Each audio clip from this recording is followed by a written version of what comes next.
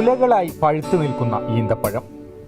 കാഴ്ച അറബി നാട്ടിൽ നിന്നല്ല, വയനാട്ടിൽ നിന്നാണ്. പുൽപ്പള്ളി ആലത്തൂരിലാണ് ഈന്തപ്പനകൾ നിറയെ കായ്ച്ചു നിൽക്കുന്നത്. പടിഞ്ഞാറേക്കര രാജുവിൻ്റെ വീട്ടുമുറ്റത്താണ് ഈ വ്യത്യസ്ത കാഴ്ച.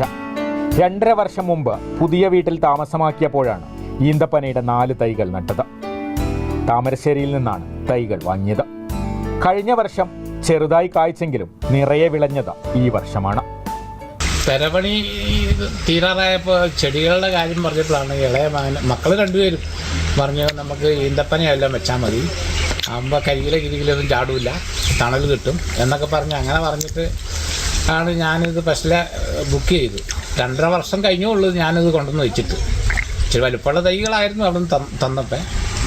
അങ്ങനെ ഇതെല്ലാം ചെയ്തു, ഇപ്പോൾ കായ്ച്ചു പോയാൽ വലിയ സന്തോഷമായിപ്പോയി. എന്തായാലും കൗതുക കാഴ്ച കാണാനും ഫോട്ടോ എടുക്കാനുമായി നിരവധി പേരാണ് രാജുവിൻ്റെ വീട്ടിലെത്തുന്നത്.